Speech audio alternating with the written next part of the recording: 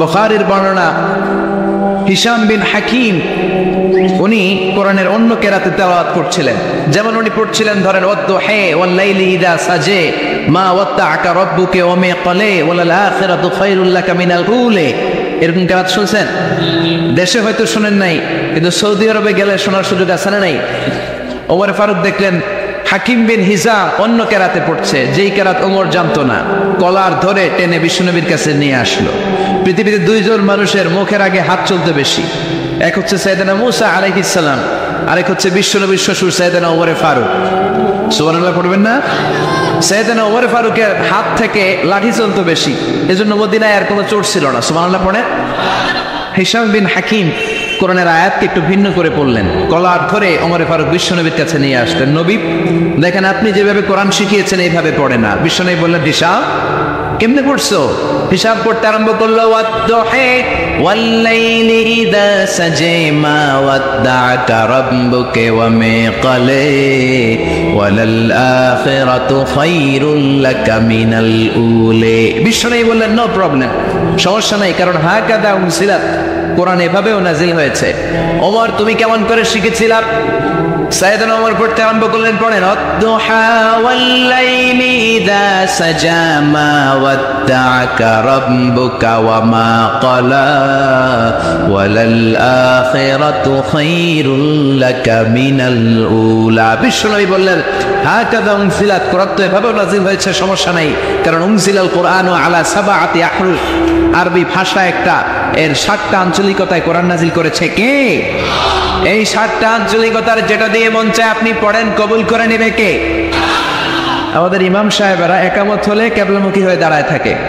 ওমর ফারুক একামত চলার সময় কিবলামুখী হয়ে দাঁড়াতেন না, মুসল্লিদের দিকে মোতাওয়াজ্জি হয়ে দাঁড়াতেন। আর হাতে থাকতো লাঠি, হাতে থাকতো কি?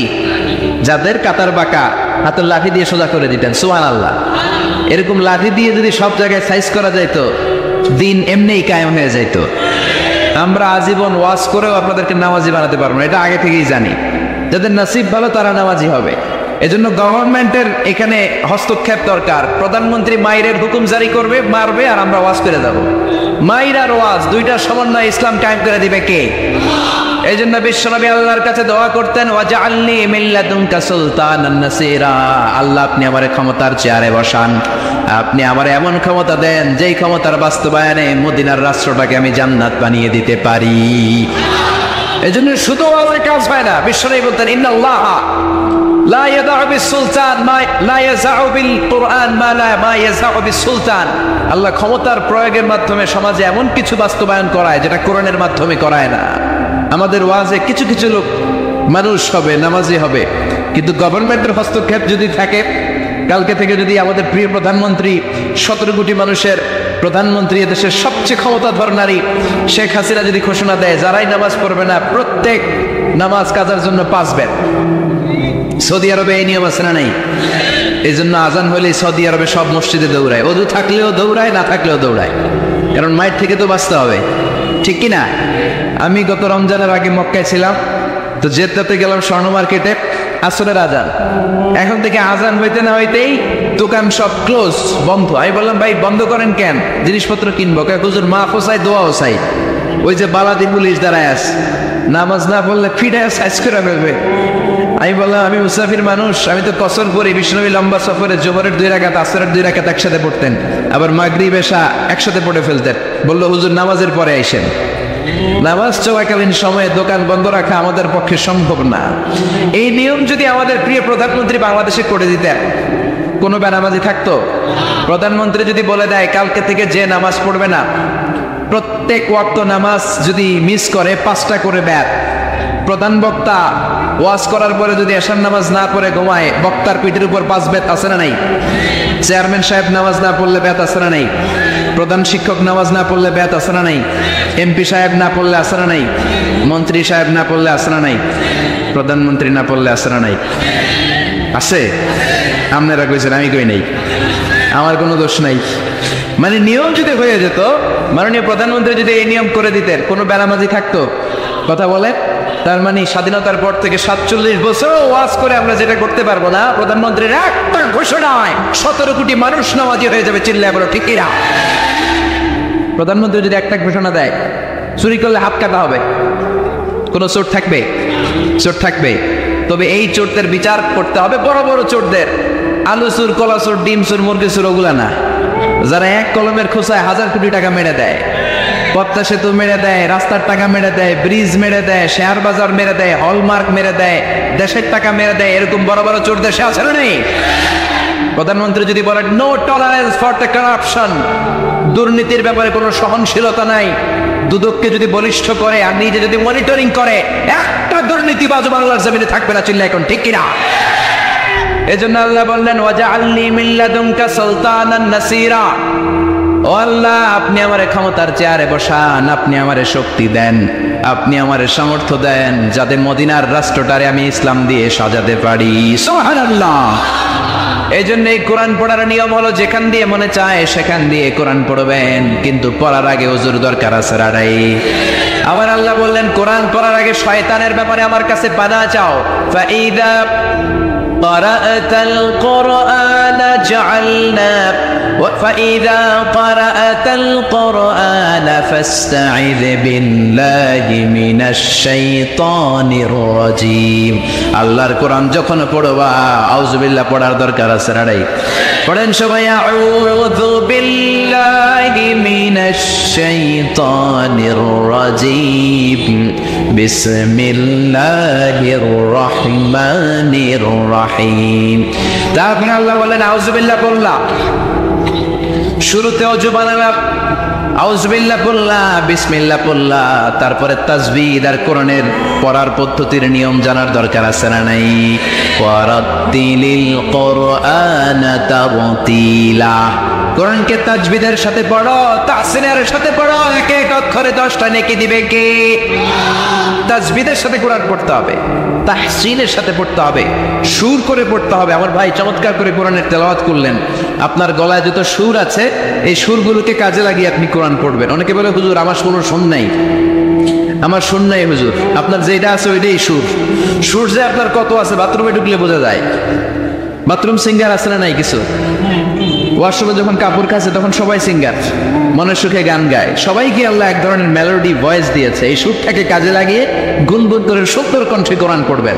এই জন্য বিশ্বনবী বলতেন মান লাম ইয়াতাহান্না বিল কোরআন ফালাইসা মিন্না, গুনগুন করে সুর করে যে কোরআন পড়ে না সে আমার উম্মত হতে পারে। এই জন্য কোরআনটাকে একটু সুর করে পড়ার চেষ্টা করবেন। রাজি আছেন তো? এখন কাদের সুরে পড়বে? বিশ্বনবী বললেন ইকরাউল কোরআন বিলুহুনিল আরাবি আসওয়াতিহা, আরবদের লাহানে পড়ো, আরবদের টোনে পড়ো, আরবদের বড় শায়েখরা যেমন করে কোরআন পড়ে ওইভাবে কোরআন পড়লে কবুল করে নিবে কে? শাইখ আব্দুর রহমান সুদাইসের কণ্ঠটা কত চমৎকার, পড়েন। শাইখ সুরাইমের কণ্ঠ নকল করার চেষ্টা করেন। শাইখ আইয়ুব বিন ইউসুফ পড়েন, মিষ্টি সুর যাদের ভালো লাগে মিশারি রাশিদ আল আফাসের সুরে পড়েন, কবুল করে নিবে কে? এখন এই যে অ্যান্ড্রয়েডের সেট পাওয়া যায়, এগুলোর মধ্যে কোরআন রাখা যায় কি যায় না?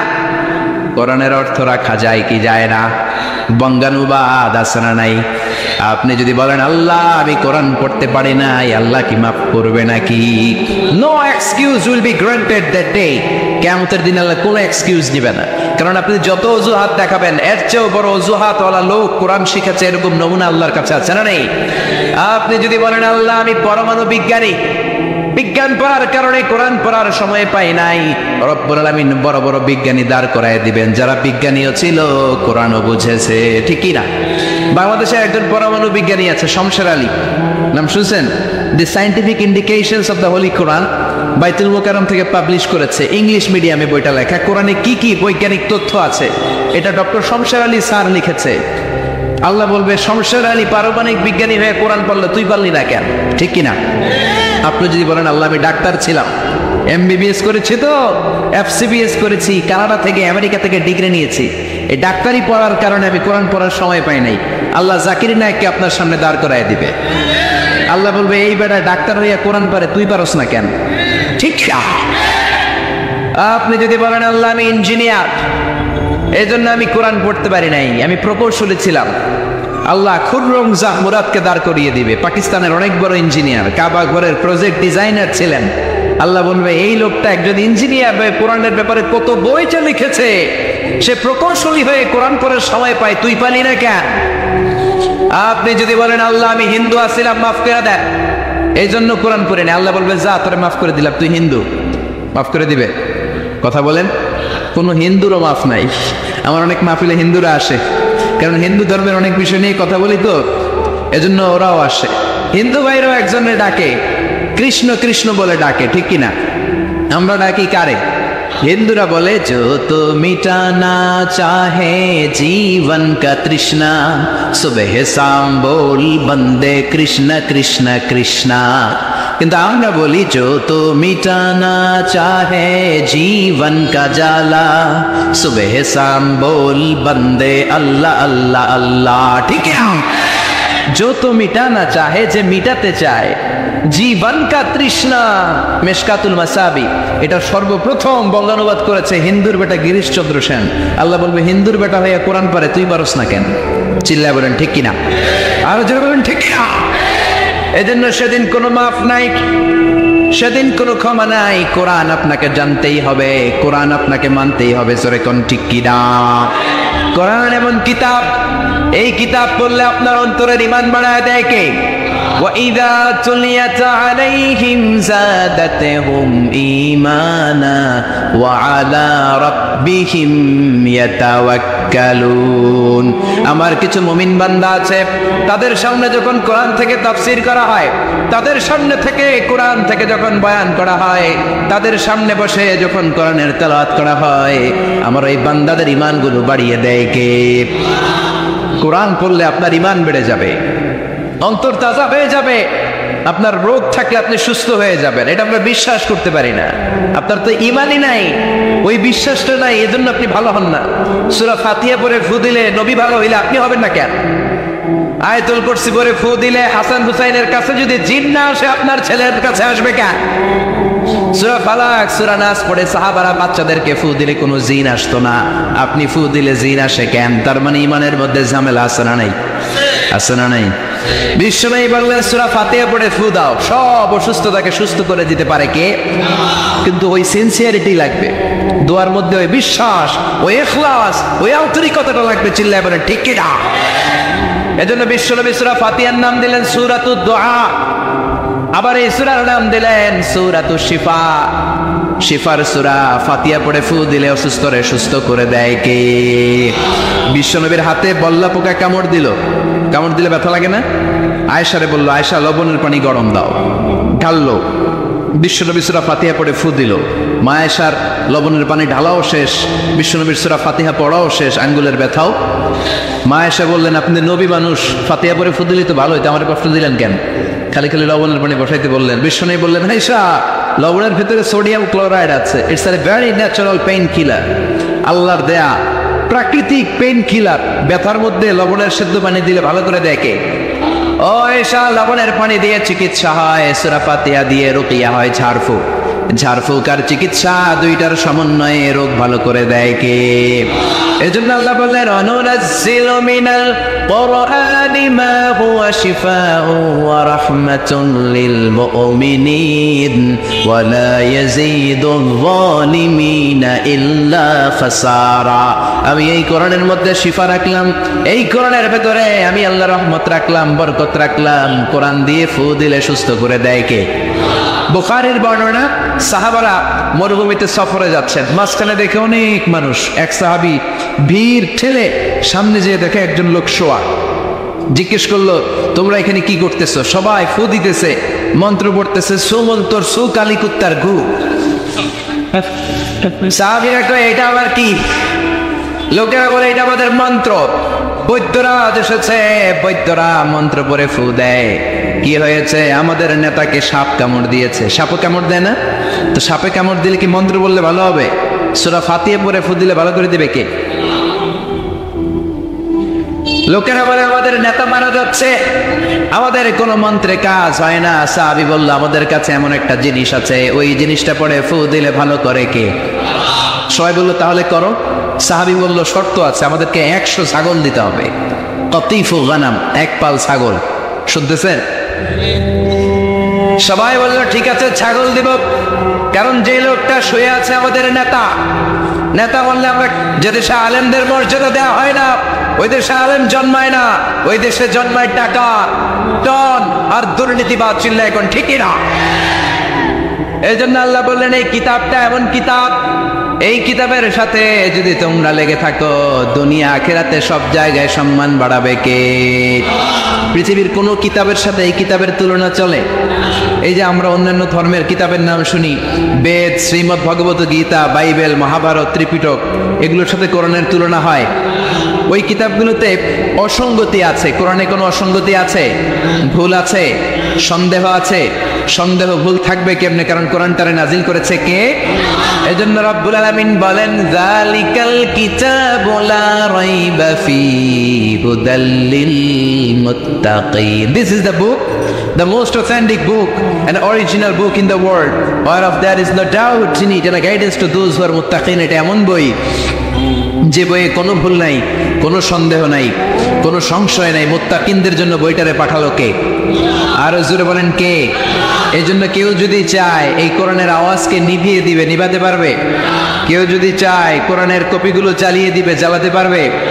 ব্রিটিশরা 200 বছরের পরাধীনতার জিনজির পড়ালো আমাদেরকে। যাওয়ার সময় একটা কমিটি রেখে গেল ইন্ডিয়ান সাবকন্টিনেন্টে, to have a look how to destroy the holy book Quran from Indian subcontinent. দেখো তো কেমন করে ভারত থেকে কোরআন তাড়ানো যায়। তারা রিপোর্ট করলো, কোরআনের যত কপি আছে আপনারা আগুন দিয়ে জ্বালায় দেন, তাহলে কোরআন দূর হয়ে যাবে। আমি আগুন দিয়ে কোরআন পোড়ায় দিলে কোরআন দূর হয়ে যাবে? কথা বলেন। ভারতবর্ষে হাফেজে কোরআন আছে না নাই? আরেক 33 সদস্যের কমিটি পাঠালো এই রিপোর্টটা ঠিক কিনা দেখার জন্য। তারা এসে গবেষণা করে বলে, no, the previous report was absolutely wrong. আগের রিপোর্টটা ভুল ছিল, because the people of Indian subcontinent, they don't just write down the holy Quran in blank pages, they memorize the Quran in their heart. ভারতবর্ষের লোকেরা কোরআনকে শুধু কাগজে লিখে রাখে না, কোরআনকে তারা হেফজ করে সিনার মধ্যে রাখে। যদি কোরআনকে ভারতবর্ষ থেকে দূর করতে হয়, ভারতবর্ষের লক্ষ লক্ষ হাফেজে কোরআনদেরকে জবাই করে রক্তের গঙ্গা বইয়ে দিতে হবে, তা না হলে ভারত থেকে কোরআন দূর করা যাবে। তার মানে আগুন জ্বালিয়ে দিলে, আগুন লাগাই দিলে কোরআনের কাগজে কোরআন পড়বে, কিন্তু হাফেজের কলিজায় কোরআন আছে না নাই? যদি আগুন লেগে ধ্বংস হয়ে যায়, ধ্বংস হয়ে যায়, যদি আগুন লেগে যায়, পুড়ে যায় পৃথিবীর সব বইয়ের দোকান, বিশ্ব থেকে হারাবে না পবিত্র কোরআন, বিশ্ব থেকে হারাবে না পবিত্র কোরআন। আল্লাহু আকবার। আপনি আগুন জ্বালায় দিতে পারেন, সোলাইমানিয়া বুক হাউস যেটা কোরআন ছাপায় জ্বালায় দিতে পারেন, পৃথিবীর যত ছাপাখানা আছে জ্বালায় দিতে পারেন, কিন্তু কোরআন কি দূর করা যাবে? চিল্লায় বলেন যাবে? আমি প্রায় ফ্রান্সের বিখ্যাত সার্জন ডক্টর মরিস বুকাইলির কথা বলি। উনি চেয়েছিলেন কোরআনের ভুল ধরবেন, কিন্তু 5 বছর আরবি শিখার পরে যখন এই ফ্রান্সের বিখ্যাত লোকটা কোরআন পড়তে আরম্ভ করলো, উনি বলে কোনো দিক দিয়েই আমি কোরআনের একটা ভুলও খুঁজে পাই নাই, বরং কোরআনের ভুল ধরতে এসে আমি ফ্রান্সের বিখ্যাত সার্জন ডক্টর মরিস বুকাইলি আমার নিজের জীবনের বড় ভুলটাই খুঁজে পেয়েছি। নিজের নাম রেখেছে সোলাইমান, কনভার্টেড মুসলিম হয়েছে। কনভার্টেড, কি পরিমাণের লোক যে কনভার্টেড হয়ে মুসলমান হয় আপনি কল্পনাই করতে পারবেন না। এই নিউজগুলো সিএনএনে আসে না, বিবিসিতে আসে না, কারণ আসলে গোটা বিশ্বে তোলপাড় হয়ে যাবে। 60-এর দশকে প্রথমে আমেরিকাতে মুসলমান হলো বক্সার মোহাম্মদ আলী, পুরো আমেরিকাতে একটা ধাক্কা লেগে গেল। গত বছর উনি মারা গেছে, মুসলমান হয়েছিল তাই না? তারপরে কালিমা পড়ে মুসলমান হলো আমেরিকার আরেকজন নীল আর্মস্ট্রং। চাঁদের নেমেছিল 1969-এ, নেমে দেখে চাঁদের এই মাথা থেকে ওই মাথা ফাটা। পৃথিবীতে এসে বিশ্বনবীর জীবনী পড়ে জানতে পারলো বিশ্বনবী আঙ্গুলের ইশারায় চাঁদ ফাটিয়ে দিয়েছেন। এই লোক কালিমা পড়ে মুসলমান হয়েছে। এই দুই সেলিব্রিটি মুসলমান হওয়াতে পুরো আমেরিকায় তোলপাড়। এরপর যখন এই যার কথা বললাম ডক্টর মরিস বুকাইলি, ফ্রান্সের বিখ্যাত সার্জন এবং মমি স্পেশালিস্ট, উনি যখন কালিমা পড়ে মুসলমান হলো, এবার ধাক্কা লাগলো ইউরোপে, কারণ ওনার বাড়ি ফ্রান্সে। ইউরোপে আরেক ধাক্কা। এই তো গোটা বিশ্বের সেলিব্রিটিরা বানের পানির মতো ঢলে ঢলে কালিমা পড়ে মুসলমান হতে শুরু করলো। 2006 সালে কালিমা পড়ে মুসলমান হলো পাকিস্তানের বিখ্যাত ক্রিকেট তারকা ইউসুফ ইউয়ানা, ঠিক কিনা? মুসলমান হওয়ার পরে নাম রেখেছে মোহাম্মদ ইউসুফ। কালিমা পড়ে মুসলমান হয়েছে আমেরিকার পপ স্টার মাইকেল জ্যাকসন। কালিমা পড়ে মুসলমান হয়েছে খোদ আমেরিকার যুবমন্ত্রী জসুয়া ইভান্স। কালিমা পড়ে মুসলমান। কালিমা পড়ে মুসলমান হয়েছে তামিল নায়িকা মানিকা রেহামার তিরাজ। মুসলমান হওয়ার পরে নাম রেখেছে রাহিমা। কালিমা পড়ে মুসলমান হয়েছে নেলসন ম্যান্ডেলার, সাউথ আফ্রিকার অবিসংবাদিত নেতা নেলসন ম্যান্ডেলার আপন নাতি গত বছর ম্যান্ডেলা কালিমা পড়ে মুসলমান। টনি ব্লেয়ারের আপন শালী লরেন বুথ মিডিয়া কর্মী কালিমা পড়ে মুসলমান। পানির মতো, বন্যার পানির ঢলের মতো ইউরোপ আমেরিকায় কালিমা পড়ে লোকজন মুসলমান হচ্ছে। টুইন টাওয়ার অ্যাটাকের পরে মুসলমানের সংখ্যা আমেরিকাতে দ্বিগুণ হয়েছে। After the 9/11 attack, the number of Muslim community already have been doubled in United States of America. বর্তমানে আমেরিকায় মসজিদের সংখ্যা 3000-এরও বেশি। ইউরোপে আমেরিকাতে মুসলিম সোসাইটিতে গণহারে দাওয়াতি কাজ হচ্ছে। এজন্য আপনার ছোট্ট খাট্ট ষড়যন্ত্রে, আপনার হুমকি আর ধমকিতে, আপনার কোনো আওয়াজে কোরআনের কথা বন্ধ হবে না। চিল্লা এখন ঠিক না। কোরআনের বিরুদ্ধে যারা কথা বলে, আমার এই আল্লাহর 30 পারা কোরআনের বিরুদ্ধে যারা আইন এদেশে বাড়াতে চায়, একটা আইনও আমরা মানি না। চিল্লা এখন ঠিক না। আল্লাহর কোরআন দিয়ে আমরা এদেশে আইন চাই। আল্লাহর কোরআন নিয়ে এদেশে আমরা বাঁচতে চাই। যারা কোরআনের বিরোধিতা করে তাদের সাথে আমাদের কোনো সম্পর্ক। এজন্য কোরআন বাস্তবায়নের জন্য সবকিছু বিলিয়ে দিতে রাজি আছে মুসলমান। কোরআনের গোটা বিশ্বের সব মানুষ যদি কোরআনের বিরুদ্ধে নেমে যায়, কোরআনের কিচ্ছু করতে পারবে না তারা, কারণ কোরআনকে হেফাজতের স্বয়ং দায়িত্ব নিয়েছে কে? এজন্য আল্লাহ বলেন, ইন্না নাহনু নাযালনাল যিকরা ওয়া ইন্না লাহু লাহাফিযুন। আমি রব্বুল আলামিন এই কোরআনকে মুহাম্মদ সাল্লাল্লাহু আলাইহি ওয়াসাল্লামের উপর নাজিল করেছি, আর এই কোরআনকে টিকিয়ে রাখার দায়িত্ব, কোরআনের আলোকে ছড়িয়ে দেওয়ার দায়িত্ব আমি আল্লাহ নিজেই নিয়েছি। কোন সুবহানাল্লাহ। এই কোরআনে ভুল আছে কিনা দেখার জন্য ইউনাইটেড স্টেটস অফ আমেরিকার, আপনারা জানেন তো, পৃথিবীর সবচেয়ে পাওয়ারফুল কম্পিউটারের নাম হচ্ছে ক্রে-1 সুপার কম্পিউটার। আমেরিকাতে মিলিটারি ফোর্সে যারা যায়, ওদের ট্রেনিং পিরিয়ডে এই ক্রে-1 সুপার কম্পিউটার দিয়ে ওদেরকে টেস্ট টু রিচ দেয়ার। এটা তো ভয়ানক যে মানুষ ওখানে পৌঁছতে পারে না। আপনারা জানেন সংখ্যাতাত্ত্বিক নিয়ম শুরু হয় একক দিয়ে, তারপরে দশক, তারপর শতক, সহস্র, অযুত, লক্ষ, নিযুত, কোটি, million, billion, trillion, zillion, pillion, এরপরে হচ্ছে অক্ট্রিলিয়ন। তাও 1, 2, 3 অক্ট্রিলিয়ন নয়। গোটা বিশ্বের সবাই যদি 63 অক্ট্রিলিয়ন বছর হায়াত পায়, আর 63 বছরই তো আমরা হায়াত পাই না।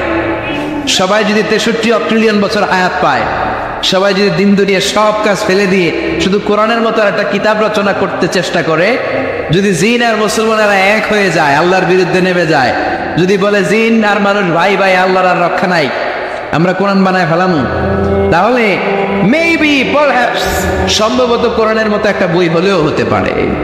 কিন্তু সর্বশেষ ক্রে-1 সুপার কম্পিউটার বলে, logically it's quite impossible to create a book like Quran. আসলে যুক্তির আলোকে যদি বলতে হয়, কোরআনের মতো আর একটা বই বানানো পৃথিবীর মানুষদের জন্য অসম্ভব, কারণ পৃথিবীর সব মানুষের 63 অক্ট্রিলিয়ন বছর বেঁচে থাকাও সম্ভব না। কোরআনের মতো আর একটা বইও বানানো সম্ভব না। চিল্লা এখন ঠিক না।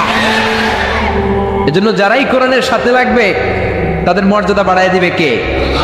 প্রিয় ভাইয়েরা, আমার প্রিয় এলাকাবাসী, এই কোরআনটাকে ধরতে হবে, এই কোরআন পড়তে হবে, লাগলে এই কোরআনের জন্য মরতে হবে। চিল্লা এখন ঠিক কিনা?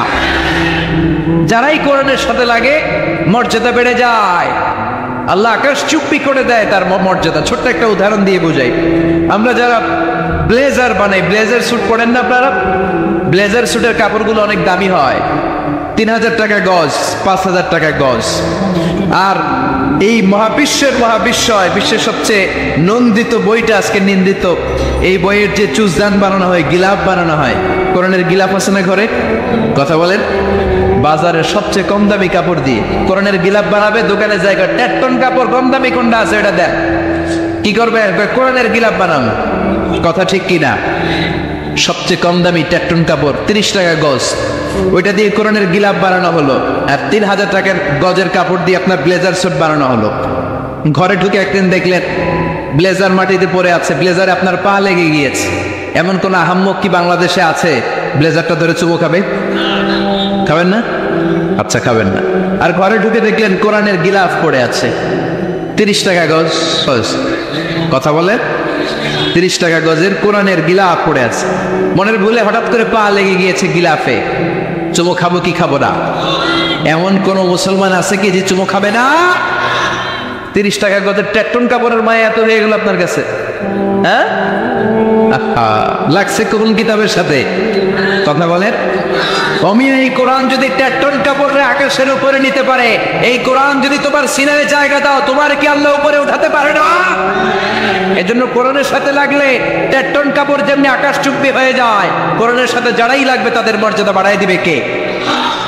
ইউনাইটেড স্টেটস অফ আমেরিকার ওয়াশিংটন ডিসিতে একটা কনফারেন্স হয়েছিল, যেই কনফারেন্সে পৃথিবীর সব ধর্মীয় গ্রন্থগুলো 10 মিনিট করে আবৃত্তি করার সুযোগ পাওয়া হয়েছিল।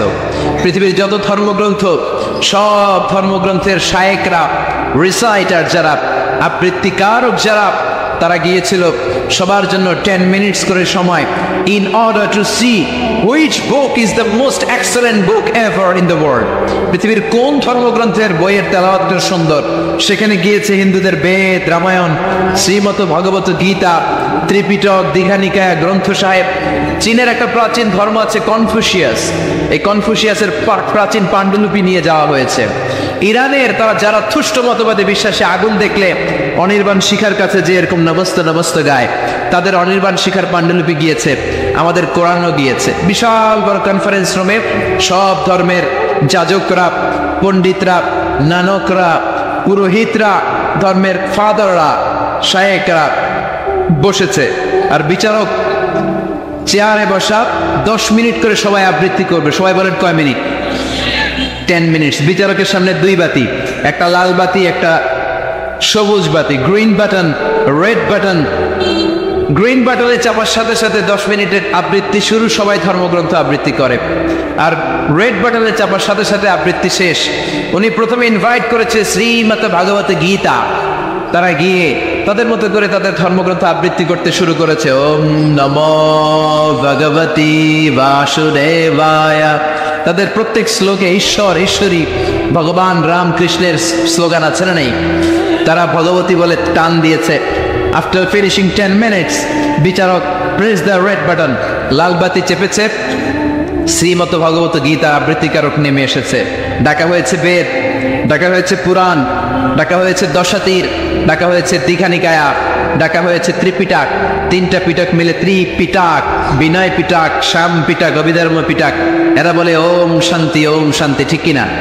টেলিভিশনে আমরা দেখি এদের মাথায় চুল নাই, হলুদ চাদর গায়ে দিয়ে বলে বুদ্ধাং শরণং গচ্ছামি, ধম্মাং শরণং গচ্ছামি, আর বলে নির্বাণাং পরমং সুখং, নির্বাণাং পরম শান্তি, ওম শান্তি। কিন্তু মিয়ানমারে যে নারকীয় তাণ্ডব তারা দেখিয়েছে, ওদের আসলে বলা দরকার ওম অশান্তি। ওম আল কোরআনের প্রথম বাণী পড়ো, আল হাদিসে নবীর কথা পড়ো, পড়ে পড়ে শেখো, শিখে শিখে তুমি তোমার নিজের জীবন গড়ো। আল্লাহু আকবার। এই কোরআন এমন কিতাব, এই কোরআন আপনাকে পড়ার কথা বলে, এই কোরআন সমাজকে আলোকিত করার কথা বলে, এই কোরআন আপনাকে জান্নাতের কথা বলে। চিল্লায় বলেন ঠিক কিনা? এই কিতাব এমন দামি কিতাব, এই কিতাবের প্রতিটা অঙ্গনেই আল্লাহ কিতাবের মর্যাদা বাড়ালেন। আসমানি কিতাব 104টা। চিল্লায় বলেন কয়টা? এর মধ্যে সর্বসেরা কয়টা? এর মধ্যে সর্বশ্রেষ্ঠ কোনটা? আবার নবীদের মধ্যে সর্বসেরা নবী বিশ্ব নবীর উপর কোরআন নাজিল করলেন। আল্লাহ মুসা নবীর উপর কোরআন নাজিল করতে চাইলে করতে পারতেন কি পারতেন না? ঈসা নবীরও দিতে পারতেন, সাইয়েদনা ইব্রাহিমকে দিতে পারতেন, কিন্তু বিশ্ব নবীর উপর কোরআন নাজিল করে কোরআনের মর্যাদা বাড়ালো কে? আবার পৃথিবীতে যত এক্সিস্টিং ল্যাঙ্গুয়েজ আছে, সবচেয়ে সেরা ভাষা কোনটা? কথা বলেন। ওই আরবি ভাষায় কোরআন নাজিল করে কোরআনের মর্যাদা আরেক ধাপ বাড়ায় দিলেন, ঠিক কিনা? আমাদের যে 12 মাস, আরবি 12 মাসের মধ্যে শ্রেষ্ঠ মাস কোনটা? রমজান। এই রমজানে কোরআন নাজিল করলো কে? আবার রমজানের 30 দিন 30 রাতের মধ্যে সবচেয়ে সেরা মাহেন্দ্র ক্ষণ কোনটা? লাইলাতুল কদর, ঠিক কিনা? লাইলাতুল কদরের রাত্রিতে কোরআন নাজিল করলো কে?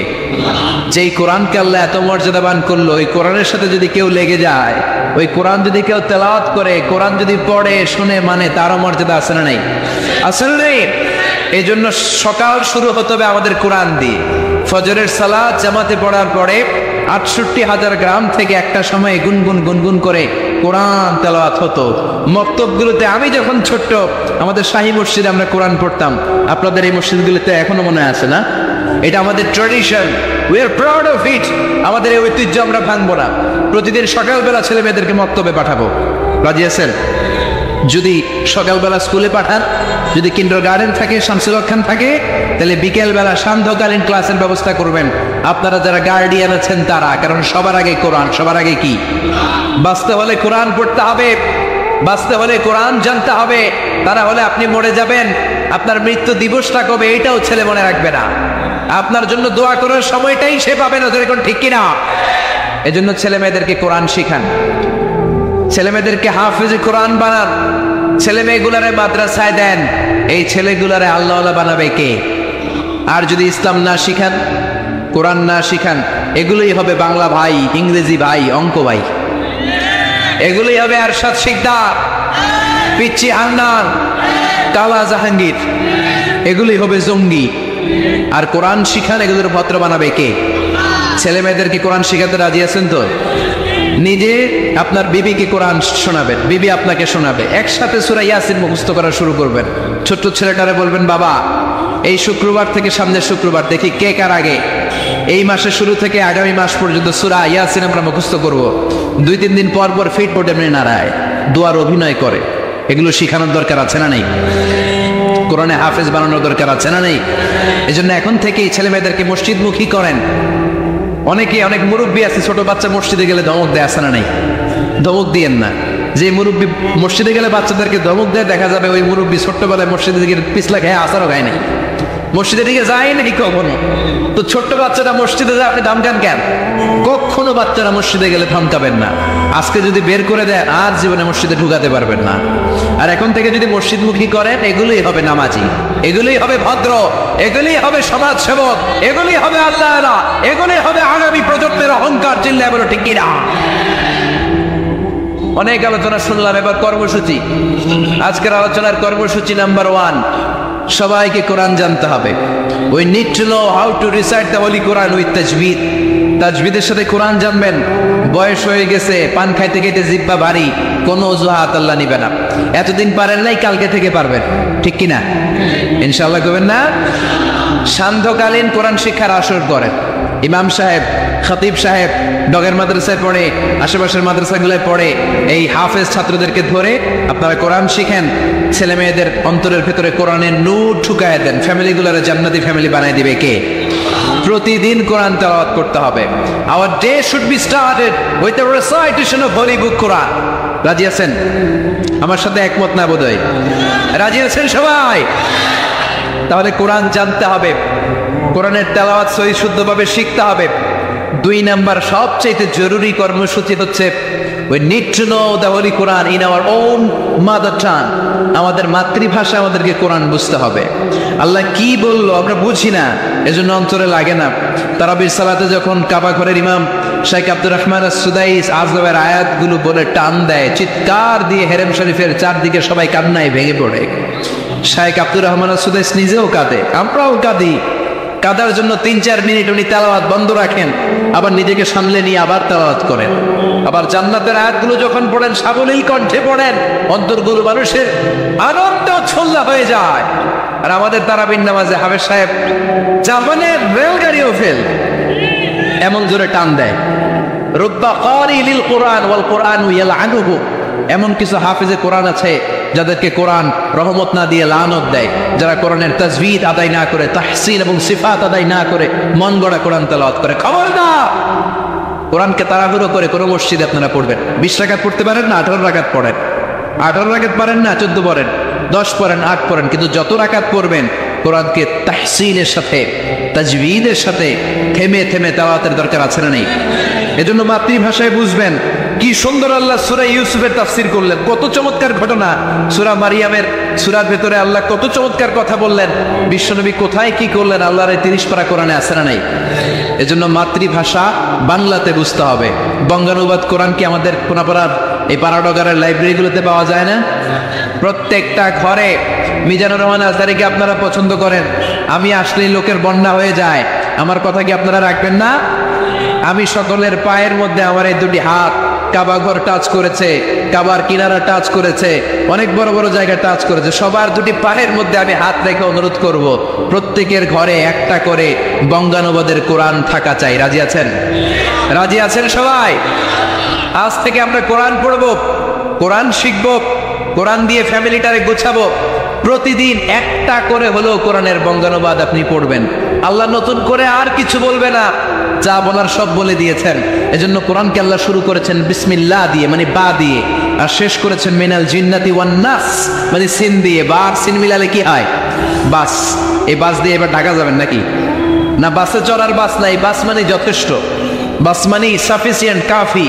যা বলার বান্দা সব বলে দিলাম, বাস। শ্বশুর বাড়িতে জামাই বাবু খাচ্ছে, শালারা দুষ্টামি করে, কেউ মুরগির রোস দেয়, কেউ ঠ্যাং দেয়। জামাই কয় বাস বাস, আর দিস না, আরে বাস যথেষ্ট, আর তো খাইতে পারি না, বাস। এই বাস মানে যথেষ্ট, আর লাগবে না। আল্লাহ বুঝাতে চাইলে 30 পারা কোরআনে যা দিলাম তোমাদের জন্য বাস, যথেষ্ট। নতুন করে আর কিচ্ছু বলবো না। এদের চাও তো কোরআন পড়ো, চিল্লা এখন ঠিক না। এজন্য প্রতি ঘরে ঘরে আগামীকাল থেকে কোরআনের বঙ্গানুবাদ চাই। অ্যান্ড্রয়েড সেটগুলোর ভিতরে অ্যাপস পাওয়া যায়, সফটওয়্যার পাওয়া যায়, আল কোরআনের মর্মবাণী পাওয়া যায়। যার যেই বঙ্গানুবাদ সহজ লাগে, রমাদানে শুধু কোরআনের খতম দেওয়ার জন্য আল্লাহ কোরআন পাঠায় নাই। আপনি 4 খতম 7 খতম কেন দেয়? দিয়ে কি লাভ? তেলাওয়াত করলে সওয়াব হয়, কিন্তু অর্থ বললে 10 গুণ সওয়াব। চিল্লাই করে ঠিক কিনা? আল্লাহ কি বললো আপনি কিছুই জানেন না, কিন্তু প্রতি বছরে বছরে 20 খতম। এই কোরআন তেলাওয়াতের কোনো মানে নাই। আল্লাহ কি বলেছে, কি মেসেজটা আমাদেরকে দিতে চেয়েছে, কি শিখাতে চেয়েছে, এটা বুঝতে হবে মাতৃভাষায়। রাজি আছেন? তাহলে প্রথম কর্মসূচি নিলাম কোরআন পড়তে জানতে হবে। দ্বিতীয় কর্মসূচি নিলাম মাতৃভাষায় কোরআন বুঝতে হবে। 3 নাম্বার কর্মসূচি, জীবন থাক আর না থাক কোরআনের পক্ষে থাকতে হবে। কোরআনের আন্দোলন করতে হবে। যারা কোরআনের পক্ষে তাদেরকে সাপোর্ট করতে হবে, যারা কোরআনের কথা বলে তাদেরকে ভালোবাসতে হবে। বিশ্বনবী বলেছেন কুন আলেমান আও মুতাআল্লিমান, হয় আলেম হও, নয় আলেমদের কাছে পড়ো, নয় আলেমদের সাথে সম্পর্ক রাখো, নয় আলেমদের সাথে আত্মীয়তা করো। ওয়ালা তাকুনাল খামিসা, পঞ্চমটা হইও না, 4টা হও, হয় আলেম অথবা মুতাআল্লিম, আলেমের কাছে শিখো, আলেমরে ভালোবাসো, কিংবা আলেমের সাথে আত্মীয়তা করো। 5 নাম্বারটা হইও না, মানে আলেম বিদ্বেষী হইও না। চিল্লা এখন ঠিক কিনা? এজন্য রব্বুল আলামিন বলেন ইয়া আইয়ুহান নাসু কুলু মিম্মা ফিল আরদি হালালান তাইয়্যিবা ওয়া লা তাত্তাবি'উ খুতুওয়াতিশ শাইতান ইন্নাহু লাকুম আদুউন মুবিন। ও বাদশাহ সরজরম, খবরদার, আরব ফেরাউনা, জামিনে যেটা আমি পবিত্র বানিয়েছি, যেটা আমি হালাল বানিয়েছি, ওইটা খাও। হালালে বরকত দিয়েছে কে? আর খবরদার শয়তানের পদার্থ অনুসরণ করো না, শয়তান তোমাদের প্রকাশ্য দুশমন। ঠিক না? হালাল খেতে বলে, যেটা জামিনে পবিত্র এটা আমরা খাবো, যেটা হারাম ওইটা আমরা খাবো। আরামের সাথে আমাদের সম্পর্ক নাই। এই সিদ্ধান্তে সবাই একমত, সবাই একমত। হালাল দিয়ে আমরা আমাদের জীবন চালাতে চাই। রাজি আছেন তো সবাই?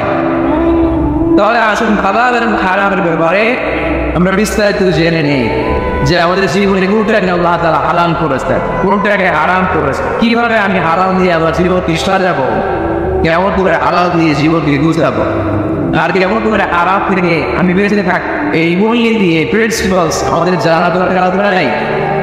প্রিয় ভাইয়েরা, আমার রংপুরের প্রিয় ভাইয়েরা, আজকে এসেছি আমাদের করে আমরা হালাল এবং খারাপের কিছু মূলনীতি জেনে যাব, যে মূলনীতিগুলো আপনি সামনে রাখিয়ে আপনার পুরো জীবনে হালাল হারাম নিয়ে আপনি কর্মপিশনে পড়বেন। আপনাদের মনোযোগ রাখল, আসো আমরা হালাল এবং হারামের মূলনীতিগুলো জেনে নেই। হালাল এবং হারামের মূলনীতি হচ্ছে এই পৃথিবীতে যা আছে সব হারাম, যা আছে সব কি হালাল। মৌলিকভাবে জিনিস হালাল, যতক্ষণ কোনো জিনিসের ব্যাপারে হারাম হওয়ার দলিল না পাওয়া যায় ততক্ষণ পর্যন্ত সব কিছু হালাল করেছে কে? আল্লাহ। যখন দলিল পাওয়া যাবে যে এটা হারাম, তখন থেকে আমরা ওই জায়গায় আপনি যাবো না, তার পর্যন্ত সব হালাল। ঠিকই না? আর হালাল প্রমাণ করতে হয়তো দলিলের প্রয়োজন হয় না। আমি তুই বলি এটা হালাল, কেউ তুই বলে এটা হালাল দলিল কি? দলিল দেওয়া লাগবে, কিন্তু হারাম বলতে হবে দলিল নিতে হয়। তাও যেহেতু দলিল না অকাত্ত দলিল, কোরআন এবং সুন্নাহ, কোরআন এবং সুন্নাহ অকাত্ত দলিল ছাড়া কোনো জিনিসকে আপনি হারাম সুন্নাহ করতে পারবেন না। এই জন্য যারা বারবার আরাম আরাম আরাম আরাম বলে এদেরকে আপনি যাওয়া যাবে না। যারা আমাদেরকে আলো দেখায়, যারা আমাদেরকে আশা দেখায়, আমরা তাদের কাছে যাব। আল্লাহর হাদিস বলেছেন বাশিরু ওয়ালা তুনাফিরু, সুসংবাদ দাও, মানুষের দিক থেকে হারিও না। ইয়াসিরু ওয়ালা তুআসিরু, সহজ করে ইসলামকে উপস্থাপন করো, ইসলামকে কঠিন করো না, ঠিক না? আওয়াজ করে বলেন তো ইসলাম পালন করা, ইসলাম মানা এটা সহজ না কঠিন? জোরে বলেন সহজ না কঠিন? ওযু করে আওয়াজ করা বড়, তাই না? ওযু পারি নাই, তাই আবু করে বলে বল করে গে দাঁড়িয়ে দাঁড়িয়ে আওয়াজ করা বড়। তোরে বেটা রাত খাচ্ছে না, বড় বলে কবর করে গে বিয়েতে বড়রা দেওয়া কি ফরজ? আওয়াজ করে বলেন ফরজ। এখন বড়রা যদি না থাকে এক সাহাবী বলেন রাসূলুল্লাহ বিয়ে করো। আবার আনসার বলেন বিয়ে করবে তো তোমার বড়রা আছে? সাহাবী বলেন বড়রা নাই, বড়রা নাই তো কি আছে? কিছু নাই। আবার আনসার বলেন কিছু না কি বিয়ে করবে কেন? সাহাবী বলে রাসূলুল্লাহ বয়স তো আর বছর থেকে একটা বিয়ে তো বড় হয়। আল্লাহ হাদিসে জিজ্ঞেস করলেন কোরআন থেকে মুহাম্মদ সুরানরা পারো? সাহাবী বললেন পারি। এক যুবতী মেয়েকে জিজ্ঞেস করলেন এই কোরআন পারো? সে বলল না কোরআন পারি। আল্লাহ হাদিসে বললেন বিয়েতে রাজি আছো? মেয়ে বলল রাজি। আল্লাহ হাদিসে কোরআন যারা সাহাবী আর কোরআন না যারা এক নারীর সাথে বিয়ে পড়াইতেন, বিয়ে শেষে মেয়েটাকে বলেন মা তোমার স্বামী তোমার টাকা পয়সা সম্পদ কিছু নাই, তোমাকে বড়রা দিত, তবে তুমি কোরআন পড়তে পারো না, তোমার স্বামী কোরআন পারে, তোমার স্বামী তোমাকে প্রতিদিন কোরআন শিখাই দেবে, এটাই মা তোমার বিয়ের বড়। সুবহানাল্লাহ, এত আসছে। তাহলে ইসলাম পালন করা সহজ না কঠিন? আর দূরে বলেন সহজ না কঠিন?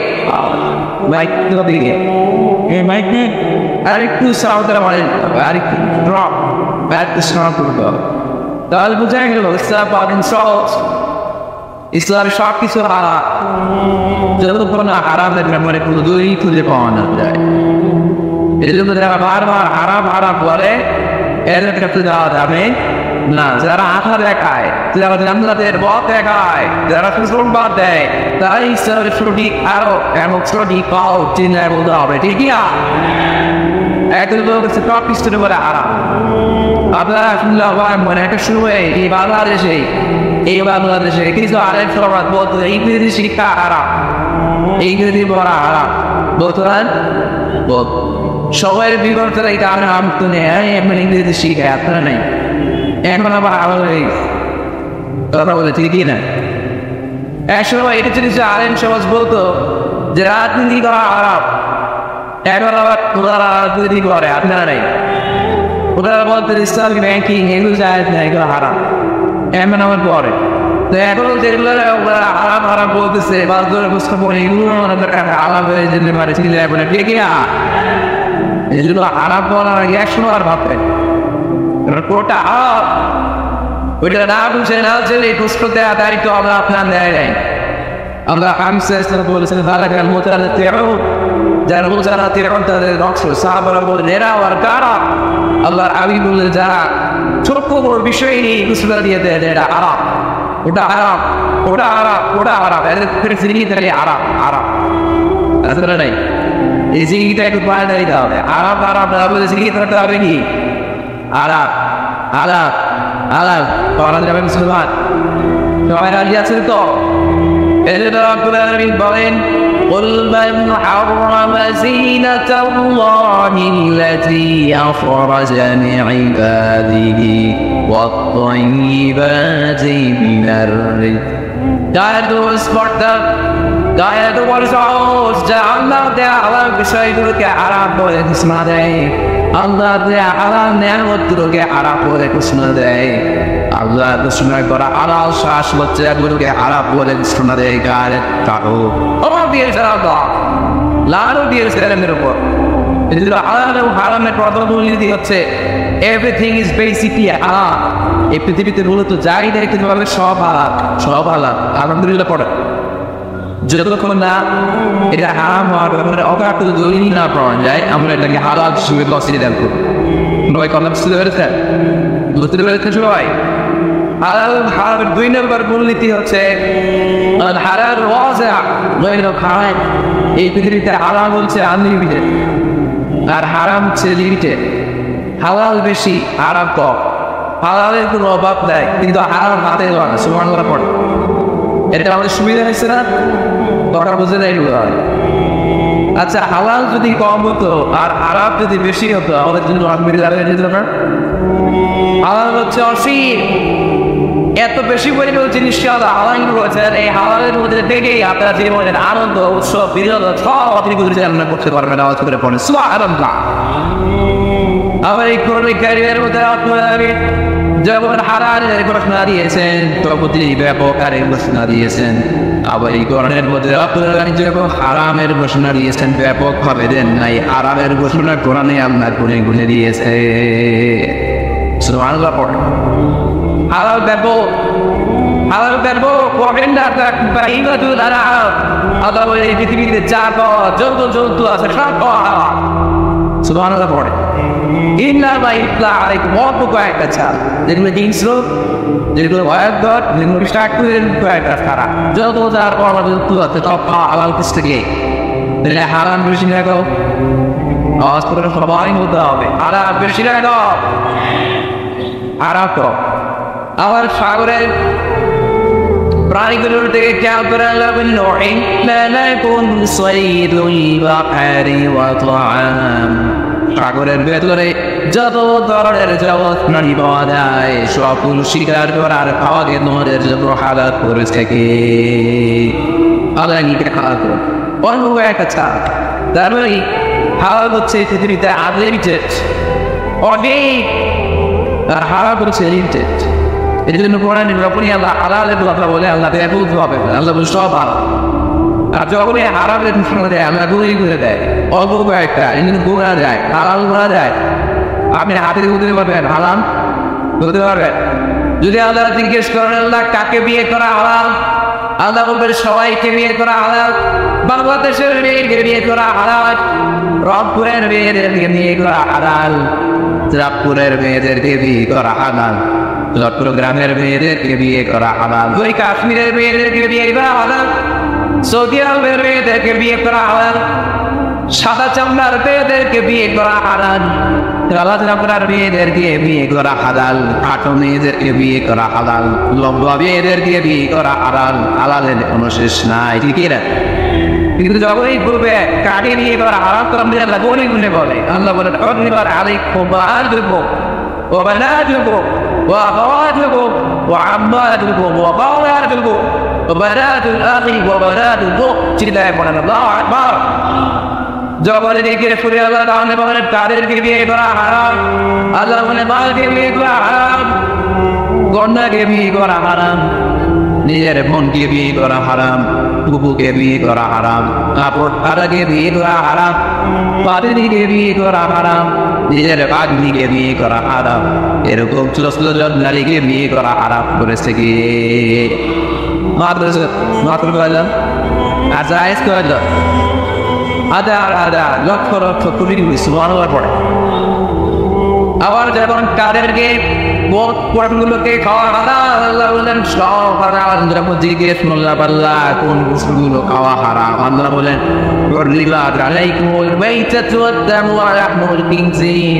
আল্লাহ বললেন রক্ত খাওয়া হারাম, শুকর খাওয়া হারাম, কুকুর খাওয়া হারাম, দেবদেবীর বলি দেয়া যে প্রাণীগুলো আছে এগুলো খাওয়া হারাম। ঠিক কিনা? তার মানে হারাম করা যায় কিন্তু হারাম করা যায় হালাল অনেক, হারাম সুবিধা। তার মানে আল্লাহ তাআলা হালালকে অসীম করে আর হারামকে সসীম করে আমাদের জন্য সুবিধা করে দিয়েছেন। চিন্তায় পড়তে হবে আল্লাহু আকবার। হালাল এবং হারামের 3 নাম্বার মূলনীতি হচ্ছে ইসলাম আমাদের হারাম বুঝিয়ে দিয়ে করে বসে থাকে, সাথে সাথে কোনটা হালাল ওই রাত করে গিয়েছে। সুবহানাল্লাহ পড়ে। যেমন সুদ খাওয়া, আওয়াজ করে বলেন হালাল না হারাম। আমরা বললাম না, সুদ যদি হারাম হয় না হালাল করতে হবে, বলে সুদ হারাম কিন্তু ব্যবসা করা হবে। আমি সুদকে করেছি হারাম, আর ব্যবসাকে করে দিয়েছি তোমাদের জন্য হালাল ছিল। মানুষের রিজিকে 9 ভাগের 9 ভাগ আছে এই ব্যবসাতে। আল্লাহর হামসে নিজের ব্যবসায়ী ছিলেন, আর তাজের صندوق العلم مع النبيين والصديقين والشهداء والصالحين সত্যবাদী আমাদের ব্যবসায়ী তাদের হাসিল হবে কিয়ামতের ময়দানে নবীদের সাথে, শহীদদের সাথে, আল্লাহর ওলিদের সাথে ছিলেন। আল্লাহু আকবার। এজন্য ইসলাম যখন কোনো জিনিসকে হারাম বলে, হারাম বলে মুখের মধ্যে তালার আগে ইসলাম বসে থাকে না, সাথে সাথে এই বিকল্প একটা রাস্তা ইসলাম দিয়ে গিয়ে দেয়। সুবহানাল্লাহ। ইসলাম যখনই বললো সুদ খাওয়া হারাম, সাথে সাথে ইসলাম বলে ব্যবসা করা হারাম। ইসলাম যখনই বলে সিনা করা হারাম, পরকীয়া করা হারাম, গার্লফ্রেন্ড বয়ফ্রেন্ডের সংস্কৃতি হারাম, তখন আমরা ইসলাম থেকে জিজ্ঞেস করবো ইসলাম সব যদি হারাম হয় তাহলে যৌনতা আমরা নিবারণ করবো কি হবে? ইসলাম বলে জিনা করা হারাম, পরকীয়া হারাম, প্রেম ভালোবাসা হারাম, কিন্তু তার বিপরীতে ইসলাম বিয়েকে হারাম করে দিয়েছে। চিল্লায় পড়ে না আল্লাহু আকবার।